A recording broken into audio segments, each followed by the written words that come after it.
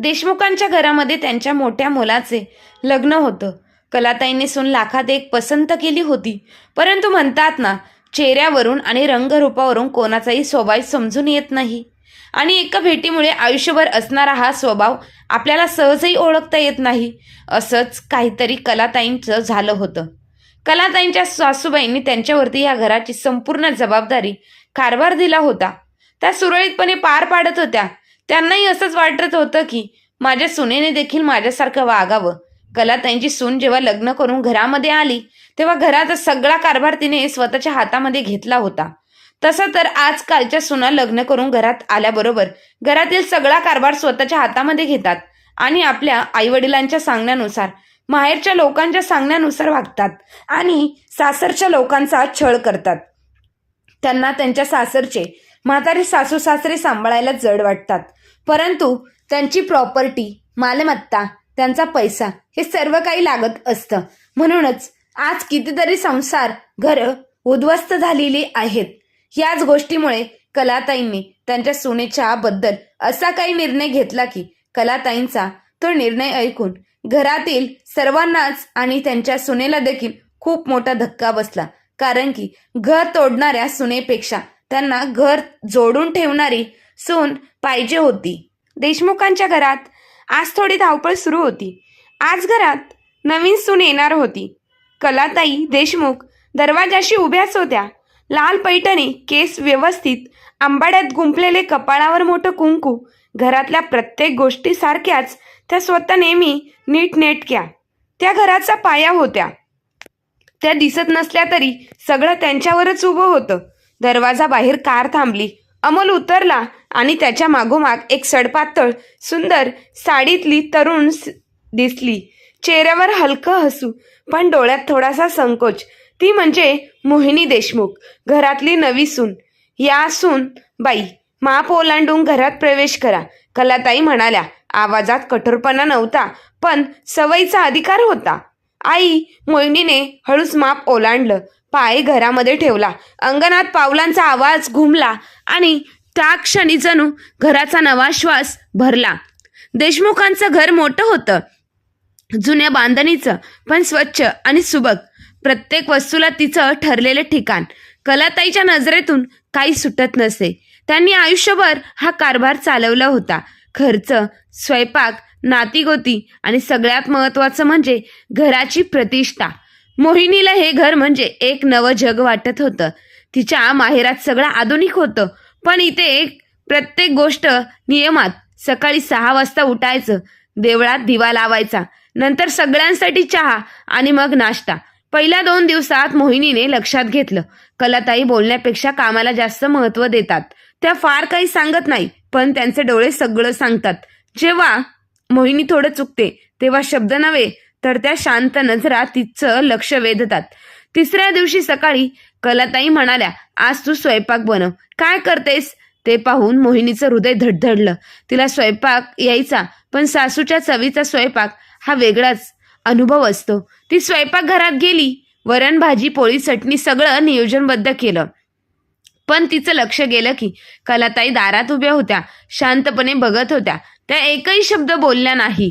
पण मोहिनीला जाणवलं, हा तिचा पहिला कसोटीचा क्षण आहे. 10 वाजता सगळेजण जेवायला बसले. मोहिनीने सगळ्यांना जेवायला वाढलं. अमोलने पहिला घास घेतला आणि म्हणाला, वा, किती छान चव आहे. कलाताईने एक घास घेतला. काही क्षण शांतता, मग हळूच म्हणाल्या, मीठ थोडं कमी आहे, पण हाताला चव छान आहे. तो एकच छोटासा शब्द, हाताला चव छान आहे, मोहिनीचं मन फुलल्यासारखं उमललं. तिला आनंद झाला की मनात म्हणाली की मी घरातल्या सगळ्यांची मनं जिंकले.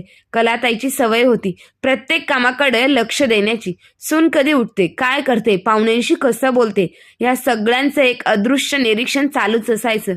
मोहिनी मात्र घाबरलेली नाही. तिला माहीत होतं, आदर म्हणजे भीती नाही तर समजूतदारपणा. ती रोज पहाटे उठायची, मग घर अंगण स्वच्छ करायची, आंघोळ करून देवासमोर दिवा लावायची. कलाताई उठल्यावर त्यांना तर चहा मिळायचा. त्यांनी काही बोललं नाही, पण त्यांच्या चेहऱ्यावरचा हलका भाव मोहिनीने ओळखायला. बरोबर चालले. एके दिवशी अमोलने आईला विचारलं, आई, मोहिनीचं काम बघतेस ना? बरं, करते ना. हा, कमलाताई म्हणाल्या, हा नीट करते, पण अजून वेळ आहे निर्णय देण्याला. त्यांच्यासाठी निर्णय म्हणजे केवळ घरगुती कौतुक नव्हतं, तो विश्वासाचा शिक्का होता. एका संध्याकाळी कलाताई पूजा करत होत्या तेव्हा मोहिनीने त्यांना पहिला त्या देवासमोर डोळे मिटून बसल्या होत्या. ओटांवर मंद मंत्र. त्या क्षणी मोहिनीला जाणवलं, ह्या घराचा पाया फक्त विटांचा नाही तर संस्कारांचाही आहे. आता घरातलं वातावरण थोडं बदललं होतं. सासू सुनेमधला अंतराचा पडदा कमी झाला होता. मोहिनीने प्रत्येक गोष्ट व्यवस्थित करत होती. सकाळचा डब्बा, संध्याकाळचा नाश्ता, शेजाऱ्यांना बोलवणं आणि घरातल्या सौम्य आनंद कलाताई अनेकदा पाहायच्या. सून जास्त काही बोलत नसे, पण तिच्या वागण्यात आदर होता. ती बोलताना आवाज कमी ठेवायची, मोठ्यांचं ऐकायची आणि मुलांना हसवायची. एकदा कलाताई शेजारी गेल्या असताना शेजारणीने त्यांना विचारलं, अगं कलाताई, नवीन सून कशी आहे? छान आहे बाई, कलाताई म्हणाल्या. शिस्तीची आहे आणि सगळ्यात महत्वाचं म्हणजे आपल्यासारखी विचार करणारी आहे. त्यांच्या ओठांवर नकळत अभिमान दिसत होता. एका दुपारी पाऊस सुरू होता. घरात सगळेच झोपले होते. मोहिनी स्वयंपाकघरात बसून पुढच्या दिवसाचा प्लॅन लिहित होती. तेवढ्यात कलाताई आल्या. अगं काय करतेस? आई, उद्याच्या स्वयंपाकाचं नियोजन करत होते. तसं तुम्ही नेहमी करता ना, म्हणून कलाताई थोड्या वेळ तिला बघतच राहिल्या. अगं, तू तर माझ्यापेक्षा पुढची निघालीस, त्या म्हणाल्या हसत हसत. तुमच्याकडूनच शिकते ना आई, मोहिनी म्हणाली. त्या दिवशी पहिल्यांदा कलाताईच्या मनात एक विचार आला, हीच माझ्या घरची खरी पुढची कारभारीण ठरू शकते. अमोल दररोज ऑफिसमधून परत आल्यावर पाहायचा, आई आणि मोहिनी एकत्र बसून बोलत आहे. कधी स्वयंपाकाबद्दल, कधी जुन्या आठवणींबद्दल. आई, तू आणि मोहिनी दोघी आता चांगल्या जुळून घेताय वाटतंय, तो म्हणाला. जुळलोय का नाही माहीत नाही, कलाताई उत्तरल्या. पण ती मनापासून करत असलेलं काम दिसतंय. त्यांच्या आवाजात स्वीकृती होती. अमोल हसला. त्याला माहीत होतं, हीच त्या दोन स्त्रियांची खरी सुरुवात आहे. एका सकाळी कलाताईचा चष्मा हरवला. सगळं घर शोधून काढलं. मोहिनीने शांतपणे सगळं बघितलं आणि मग सासूच्या खोलीतल्या देवाऱ्याच्या जवळचा चष्मा सापडला. आई, हा बघा, देवासमोर ठेवला होता तुम्ही. कलाताई थोड्या लाजल्या. हां, बघितलंच ना मी, माझ्या सवयी विसरायला लागली आहे. त्यासाठीच तर तू सून असते ना, लक्ष ठेवायला. मोहिनी हसली.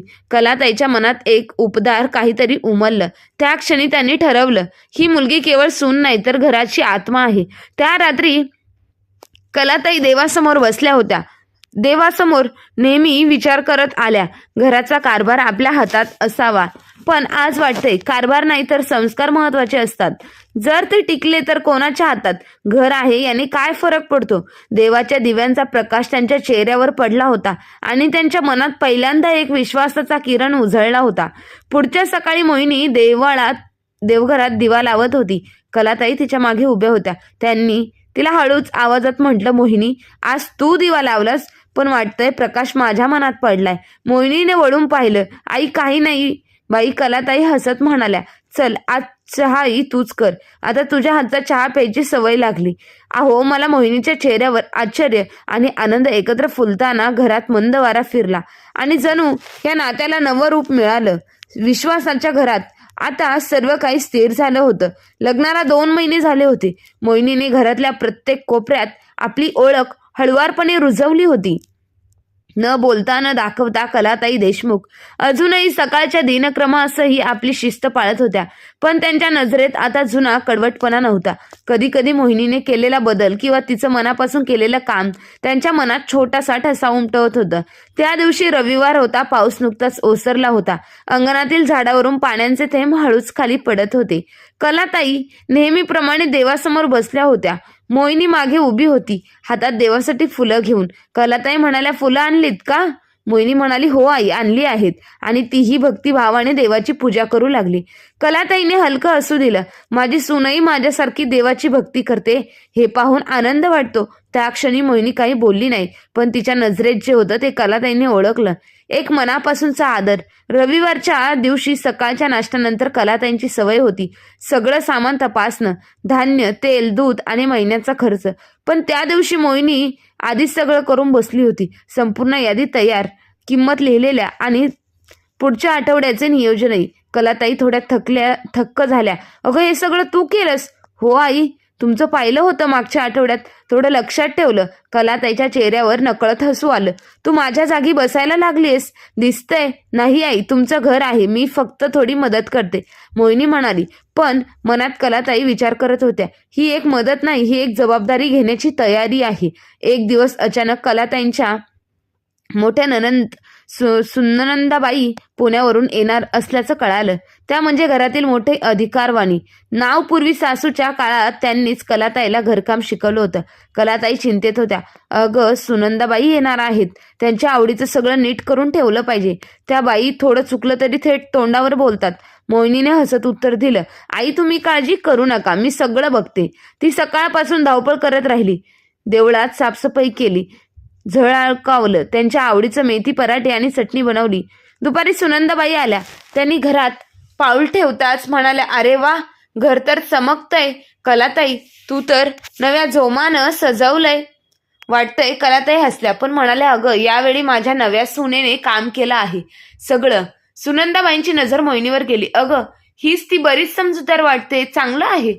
घरात हुशार सून आली. त्या दिवशी कलाताईच्या मनात अभिमानाची लहर उठली. त्या रात्री त्या देवासमोर बसल्या आणि विचार करत होत्या, माझ्या सासूच्या काळात मला कौतुक मिळायला किती वर्ष लागली होती आणि आज माझी सून ते दुसऱ्या महिन्यातच मिळवते आहे. दुसऱ्या दिवशी संध्याकाळी अमोल ऑफिसमधून आला. आई आणि मोहिनी अंगणात चहा घेत बसल्या होत्या. अमोल म्हणाला, आज घरात शांतीचं वातावरण वाटतंय. कलाताई म्हणाल्या, हो, तुझ्या बायकोमुळे, तिने सगळं नीट सांभाळलं. मोहिनी म्हणाली, आईचा आशीर्वाद आहे म्हणून सगळं जमलं. कलाताई हसल्या पण त्यांच्या हसण्यात स्नेहाची ऊब होती. एका संध्याकाळी कलाताईच्या हाताला किरकोळ जखम झाली. भाजी चिरताना त्यांचं बोट चिरलं. त्या काही ना काही बोलता सवयीने पाण्याने धुवायला गेल्या. पण मोहिनीने पाहिलं, ती धावत आली. आई थांबा, मी बांधून देते. तिने फर्स्ट एड बॉक्स आणला आणि काळजीपूर्वक पट्टी बांधली. दुखतंय ना थोडं? दुखत आहे पण काही नाही, कलाताई म्हणाल्या. मोहिनीने त्यांचा हात हलकेच धरला. आई, तुम्ही एवढं सगळं सांभाळता पण स्वतःची काळजी नाही घेत. त्या शब्दात एवढं प्रेम होतं की कलाताईचं मन हलकं झालं. त्या क्षणी त्या म्हणाल्या, कधी कधी असं वाटतं जणू माझी मुलगी परत आली आहे.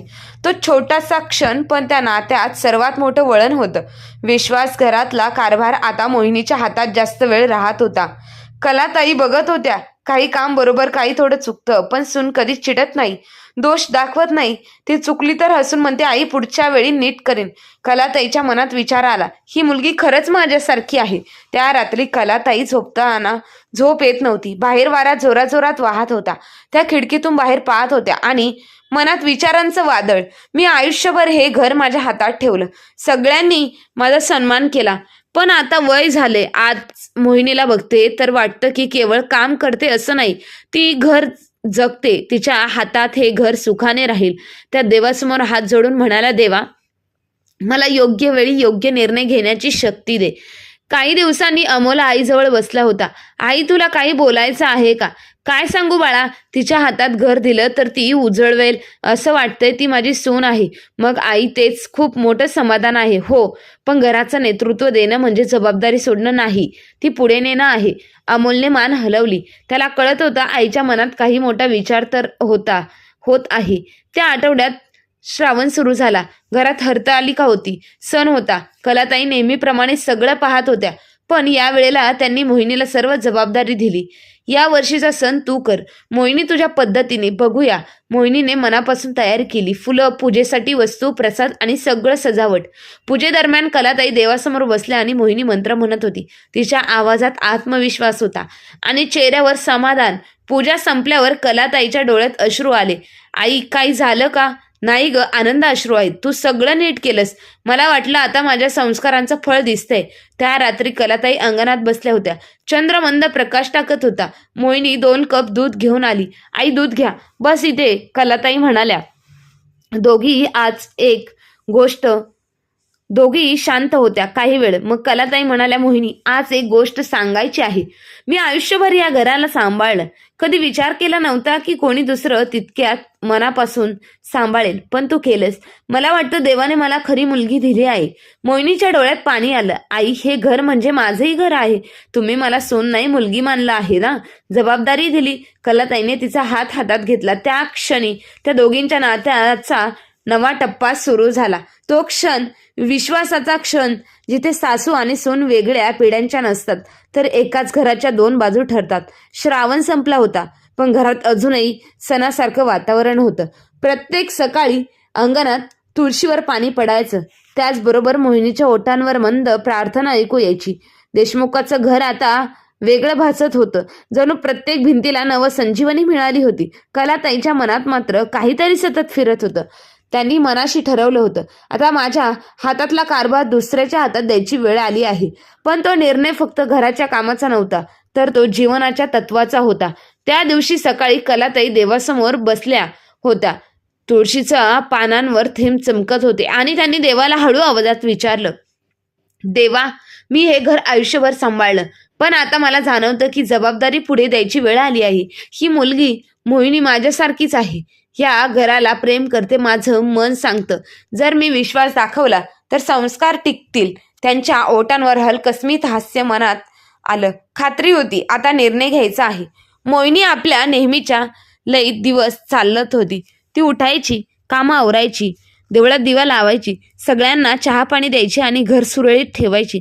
कलाताई आता तिचा हात हातात बघत फक्त हसत राहायच्या.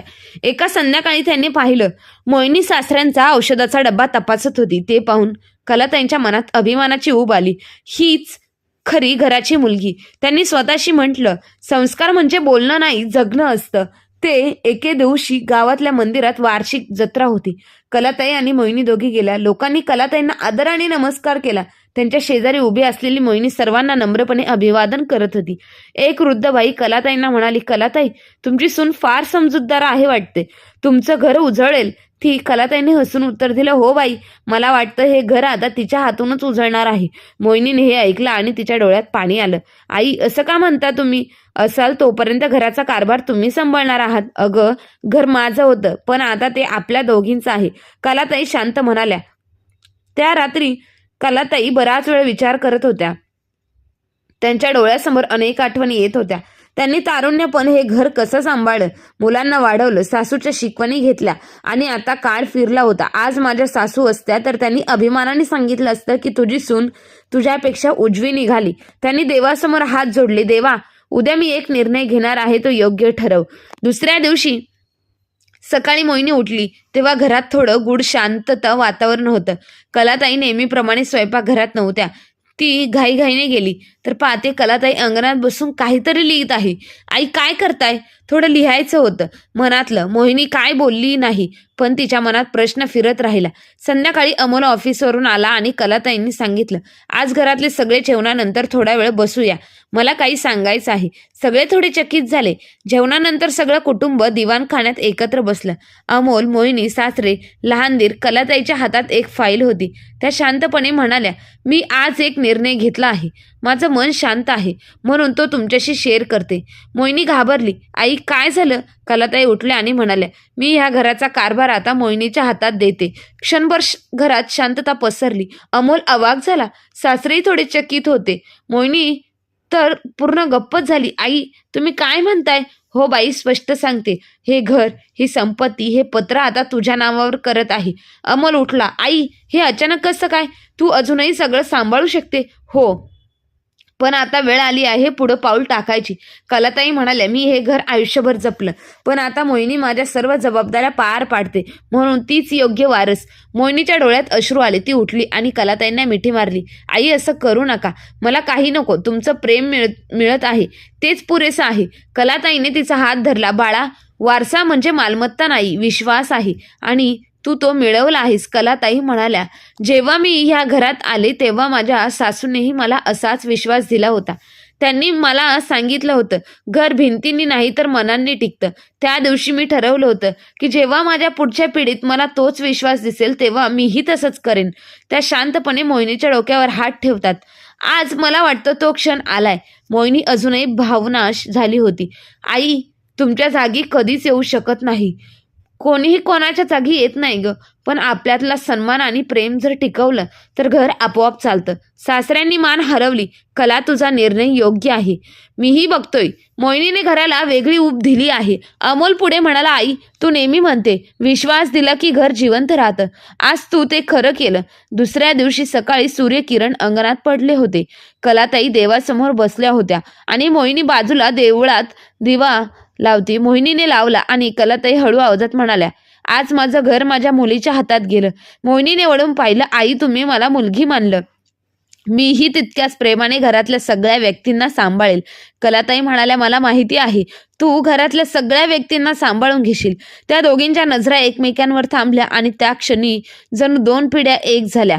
चला, कलाताई मनातल्या मनात म्हणाल्या, आज मी निवांत आहे, कारण माझं घर माझ्या संस्कारासह पुढे गेलं आहे आणि मला विश्वास आहे ही मुलगी हे घर फुलवत ठेवेन. त्यांच्या ओठांवर एक हलकस्मित हास्य आलं, डोळ्यात समाधानाचं पाणी. आणि काही दिवसांनी सगळं नेहमीप्रमाणे सुरू झालं. पण आता घरात एक वेगळी लय होती. मोहिनी पुढे, कलाताई मागे शांतपणे पाहणाऱ्या पण अभिमानाने उजळलेल्या. एका सकाळी कलाताई म्हणाल्या, मोहिनी, घर सांभाळताना एक गोष्ट लक्षात ठेव. कारभार हा अधिकार नाही, तो विश्वासाचं कर्तव्य आहे. आई, मी कधीच विसरणार नाही. त्या दोघी देवासमोर उभ्या राहिल्या. एकत्र आरती म्हणाल्या. कलाताईच्या आवाजात समाधान होतं आणि मोहिनीच्या स्वरात श्रद्धा. या कथेत कलाताईचा निर्णय घराच्या मर्यादाच्या पलीकडे जातो. तो विश्वास, संस्कार आणि पिढ्यांमधील पूल बनतो. कलाताई शिकवतात की वारसा म्हणजे मालमत्ता नव्हे तर मनाचा आदर. मोहिनी दाखवते की आदर शब्दांनी नाही, कृतीने मिळतो. आणि अमोल व कुटुंब अनुभवतात की घर स्त्रियांच्या हातून उजळतं तेव्हा तिच्यावर विश्वास ठेवला जातो. तर तुम्हाला ही कथा कशी वाटते? कमेंट बॉक्समध्ये कमेंट करून नक्की सांगा. कथा आवडली असेल तर आपल्या चॅनलला लाईक, शेअर, सबस्क्राईब नक्की करा. धन्यवाद.